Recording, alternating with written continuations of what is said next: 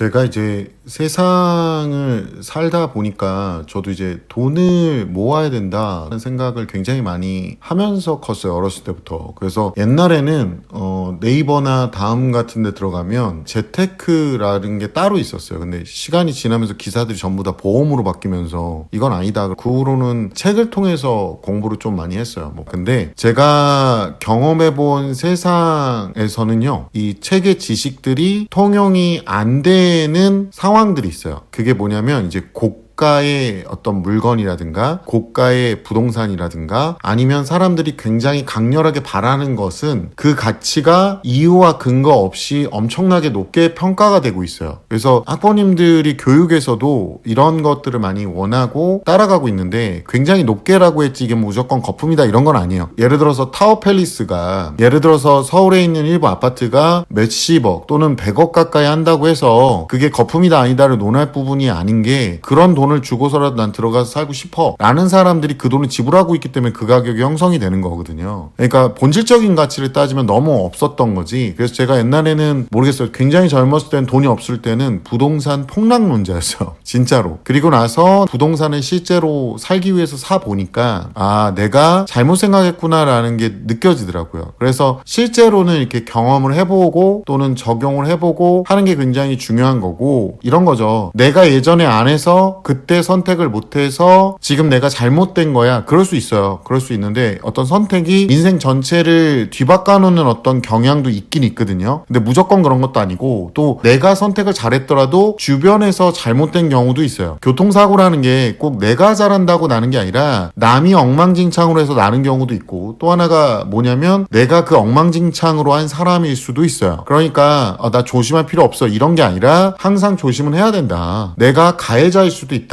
이렇게 볼 수 있는 거죠. 인생에서 중요한 포인트들은 선택이라기보다는 선택을 하는 과정에서의 어떤 판단할 수 있는 경험, 지식 이런 것들이 중요한 거고 그것들이 너무 단편화되어 있거나 짧으면 되게 문제가 되거든요. 예전에 2018년, 19년도, 20년도에서 제가 깜짝 놀랐던 게 뭐냐면 저도 이전에 주식을 계속 했었는데 점점 주식을 저는 약간 인덱스 쪽으로 가고 있거든요. 그러니까 지수 투자로 많이 가고 있어요. 저는 모험을 걸어야 되는 거는 딱 한도를 정하고 어느 정도의 현금을 확보하고 이런 경향을 분명하게 갖고 있거든요. 제가 하고 싶은 대로 잘 안 해요. 그러니까 제가 해야 되는 철칙이 있어서 그 안에서만 움직이려고 굉장히 들어요. 이제는 모험을 걸어야 될 거는 솔직히 말하면 이런 사업밖에 없기 때문에 투자에서는 모험 거는 부분을 딱 정해놓고 나머지는 안정적으로 있어야 되는 부분들은 안정적으로 있으려고 노력을 합니다. 2018년, 2019년, 2020년도에 무슨 주식 전문가들이 그렇게 많이 생기고 제 주변에서도 제가 가르치던 제자 하나가 물리학을 공부하라고 그렇게 얘기했는데 안 하고 가가지고 공대를 갔어. 그러더니 갑자기 저한테 오더니 저 학교 자퇴하려고요? 그러는 거예요. 그래서 제가 왜? 그랬더니 저 이제부터 주식 투자를 제가 좀 잘하는 것 같아요. 그래서 PBR이 뭐야? PER이 뭐야? 이렇게 물어봤거든요. 근데 대답을 못해. 대답을 못하는데 자기가 주식을 좀 감이 있는 것 같아요. 그래서 내가 하지 마.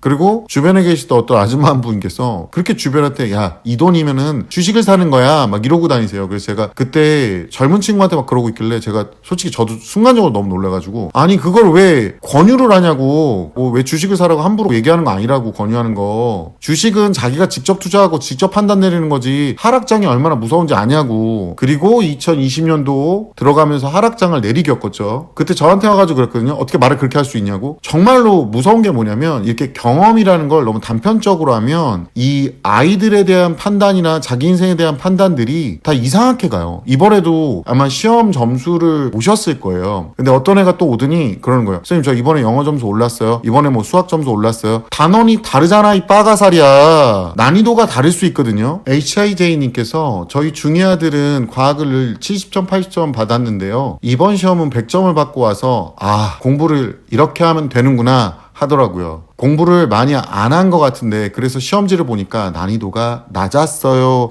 이게 문제예요. 그러니까 얘네들이 자기가 한 공부 방식의 결과물을 바로 보는데 똑같은 시험을 똑같이 본 것도 아니거든요, 지금. 그러니까 어머님들도 분명히 아셔야 될 게 학원을 보냈을 때 50점 나왔는데 학원을 안 보냈는데 갑자기 애가 60점 나왔어. 그럼 난이도가 쉬워졌을 가능성도 있고요. 또는 이 단원 자체가 선생님 쉽게 냈을 수도 있어요. 제가 이번 기말에도 애들한테 암기 똑바로 해라, 기말에 어렵게 낼 거다 그런데 고1 애들이 이번에 와가지고 주접 저한테 하는 말이 선생님 내가 선생님 조카였으면 나는 못 살았을 될 거라 그랬어. 너는 만약에 내 조카였으면 넌 뒤졌어. 내가 그랬거든요. 하도 깐죽대길래. 근데 아주 그냥 아름답게 말아 드셨어. 시험 끝나고 또 놀 거야 아마. 제가 이런 얘기를 드리는 거예요. 공부에 대해서 섣부르게 판단하시면 안 돼요. 시험은 항상 새로운 단어를 보고요. 단어마다 난이도도 다르지만 아이들마다 받아들이는 이해도가 다 다를 수도 있어요. 과목도. 그리고 밸런스가 깨지면 안 된다고 자꾸 말씀을 드리고 있는데도 불구 진짜 제가 이과형 아이 이 말을 싫어한다 그랬잖아요. 어머니들이 오셔가지고 우리 애는 수학과학을 잘해요. 수학과학만 잘해요. 이과형이에요 라고 했는데 그거 이과 아니라고요. 이분은 진짜 순수하게 질문한 건데 김땡땡님께서 선생님 질문입니다. 수학과학만 좋아하는 아이는 무슨 형 아이인가요? 동네 노는 형.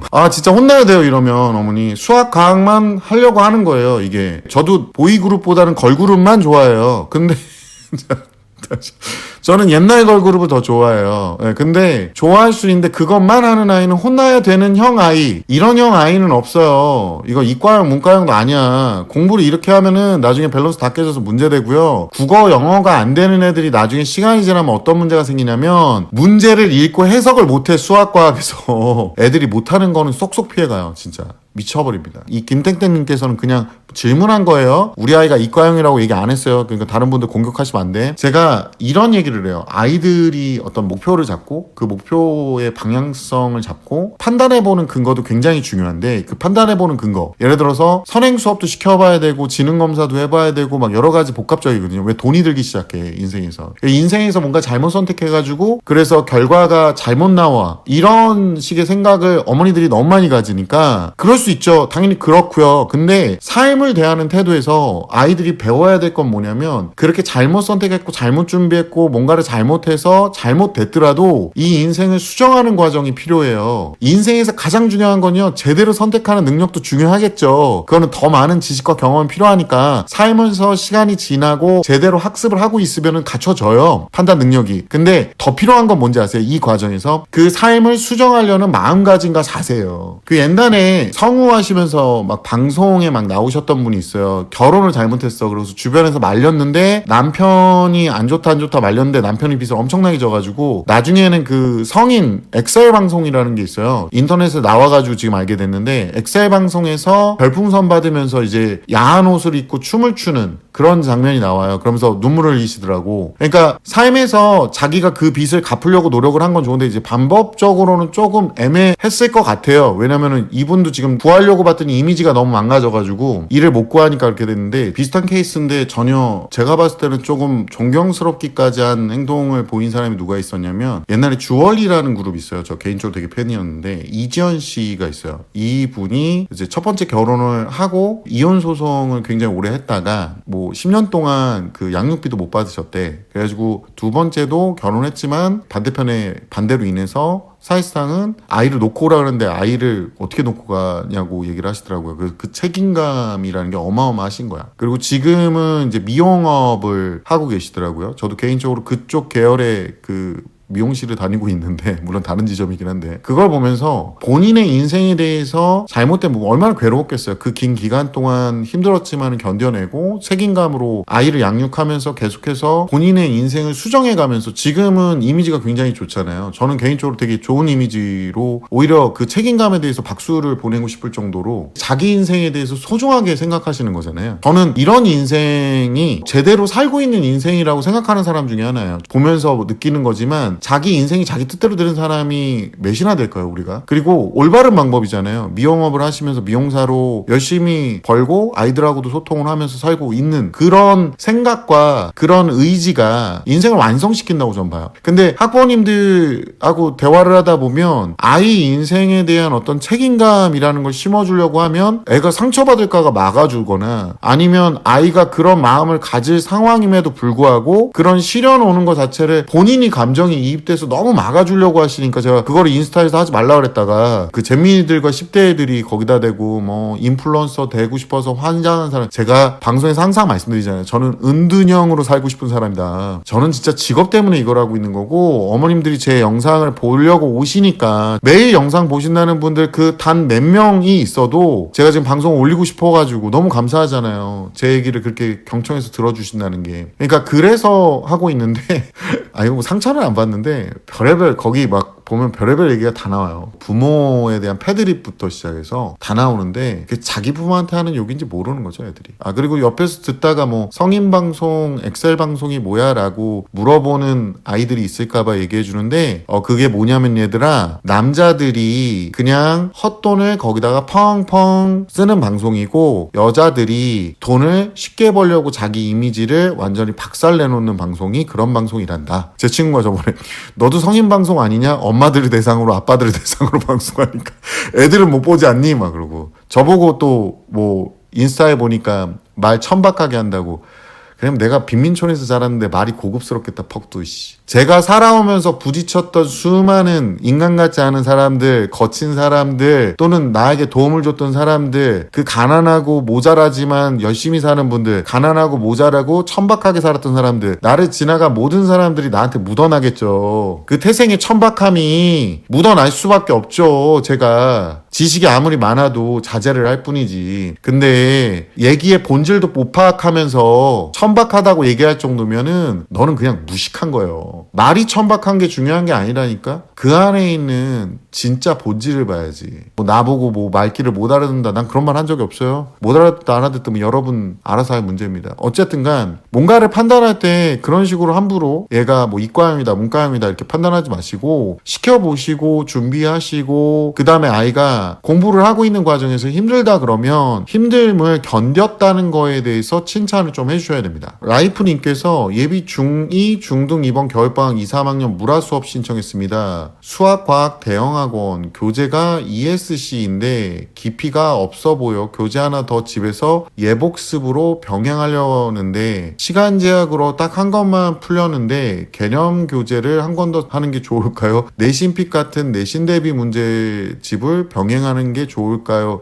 이게 어머니 제 영상을 제대로 안 보셨나 봐. 제가 말했죠. 기본에 대해서 더 수업을 하시라고. 왜냐하면은 지금 용어 암기나 이런 게 스킬이 돼 있어야지, 문제집에는요 개념과 문제가 같이 나오는 경우가 많고요. 제 방송 본 지 얼마 안 되셔서 제가 얘기 드리는데 2, 3학년 문제집에서 제발 부탁인데 물리화학만 하는 거 하지 마시고 생명지구과학 파트도 한 번씩 돌아가면서 암기하고 한 번씩 써보게 시키라고 말씀드렸잖아요. 문제 푸는 거는 시험 직보 때 시험 직전 한 2, 3주 전에 엄청나게 풀어볼 수 있어요. 문제 푸는 게 중요한 게 아니라 한번 읽어보고 그걸 또 한번 써보고 암기하려고 하는 자세가 굉장히 중요하고요. 용어가 안 되면 고등학교 때 그대로 무너져요. 그리고 제 말을 조금 와전해서 생각하시는 분들 중에 그나마 비슷하게 따라한 분이 한 분 계시는데, AIMH님께서 저희 중2 딸은 아직 과학학원 안 다녀요. 본인은 아직 가고 싶지 않대요. 하지만 그 시간에 과학교과서 5회독을 하고 달달 외워서 시험은 100점 맞아요. 중등과학은 열심히 외우기만 해도 어느 정도 점수 나올 수 있어요. 모든 게 완벽히 이해되지 않더라도 열심히 암기하는 딸을 칭찬해줘야겠어요. 어머니, 제가 요거는 뭔가 위험성을 말씀드리면, 제가 용어를 정확하게 얘기하잖아요. 자기장은 자기력이 미치는 공간, 자기력은 자석과 자석, 자석과 세부치 사이에 작용하는 힘, 이렇게 얘기해야 되거든요. 근데 그거를 써보면서 외우게 시켜야지 그걸 오해독을 시키면 안 되고요. 교과서는 과학은요 내용이 개판 5분 전으로 나와 있어요. 문제집을 사서 옆에 내용이 되게 자세해요. 다 그걸 보셔야 돼요. 이것도 저는 어머니 나중에 고등부 가면 후회를 하세요. 애가 교과서를 보고 앉아있어. 고등학교 교과서, 과학 교과서들은 대부분 다 쓰레기예요. 제가 다시 한번 말씀드리지만 이거를 달달달달 외운다는 건 시험이 굉장히 쉬운데 얘가 과학적 감각이 있는 애예요. 그리고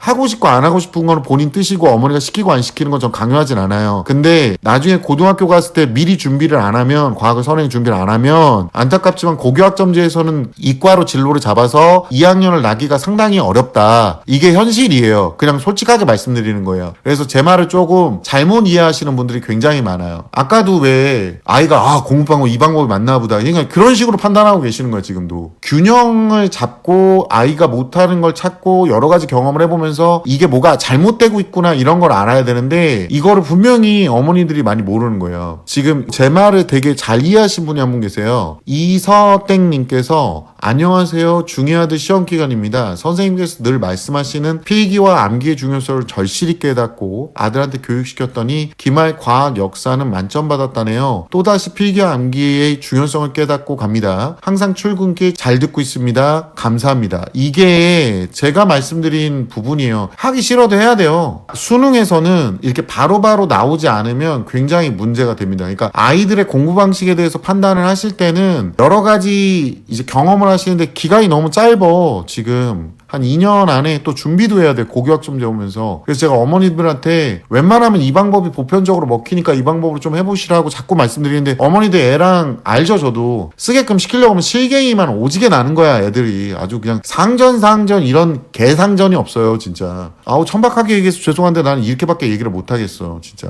나는 천박한 사람인가 봐요. 그리고 선생님들 중에 아이들을 판단을 한 다음에 학부모님들한테 통보해주는 경우가 있어요. 최르네님께서 선생님 초6 아이 예비 중등 엄마예요. 학교에서 담임쌤이 느닷없이 영과고랑 KMO 하라고 강권하셔서 갑자기 준비 중입니다. 수학은 학원 입퇴 때문에 공통수학 1-2 단기간에 만만 받고 중등심화 다지고 있어요. KMO 수업은 1월부터 들어갑니다. 과학은 5학년 때부터 팀 수업으로 보고서 쓰면서 중등 하이탑이랑 쉐페이드2 보고 있어요. 대형 학원에서 수학은 말할 것도 없고 과학 진도가 많이 느리다고 하시네요. 그런가요? 학군지이긴 하나 빠른 선행 지향하자 주의여서 감이 없네요. 도와줘요. 이렇게 남기셨는데, 우선은 학교 선생님이 얘기했다는 건 가능성이 꽤 크다라는 얘기인데, 과학 선행이 느리다는 게 뭐냐면 지금 자기네들 학원에 늘 바이 없다는 얘기예요. 보고서 쓰면서 중등 하이탑. 진짜 내가 미치겠다. 어머니들이야 뭔가 바이블 같은 거야. 핸드폰은 아이폰 이거랑 비슷한 거거든요. 하이탑을 해야지 뭔가 하는 걸로 착각을 하시는데, 5, 6학년 때부터 물리, 화학 막 이런 거 들어가 있는 애들이 있어요. 고등학교 통과는 이미 다 끝났고.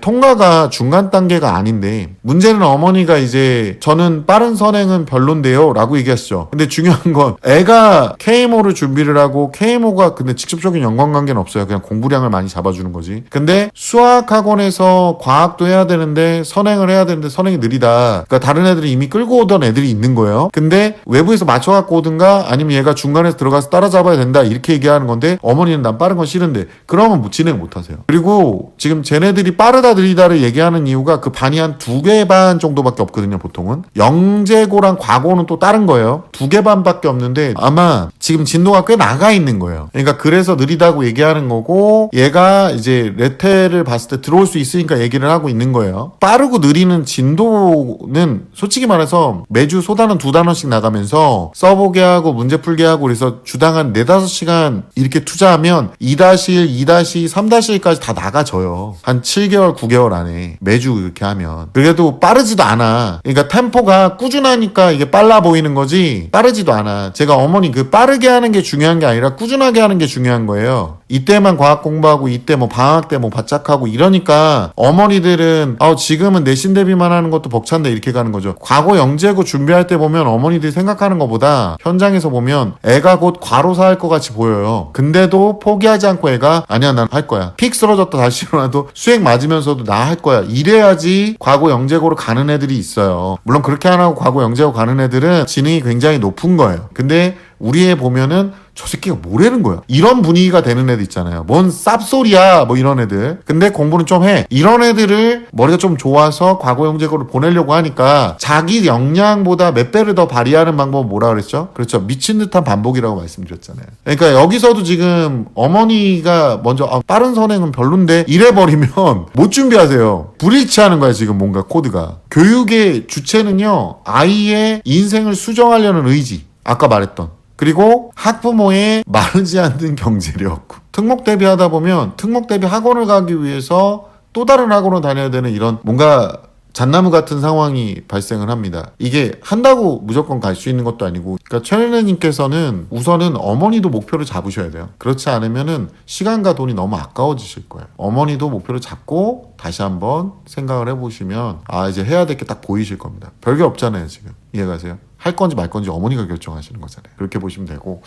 어쨌든 오늘 제 얘기의 핵심은 뭐냐, 인생에서 가장 중요한 건 뭐다, 본인이 어떻게 뭔가를 선택하기 위해서 지식과 경험을 쌓느냐가 중요한 거고, 그 다음에 그것들은 시간이 지나면 꾸준히 학습만 한다면 쌓이는 거니까 그 잘못된 선택을 어떻게 수정하려고 하느냐라는 삶의 태도, 이 삶의 태도가 인생을 재탄생시킬 것이다. 오늘 얘기가 도움이 됐나 모르겠네요.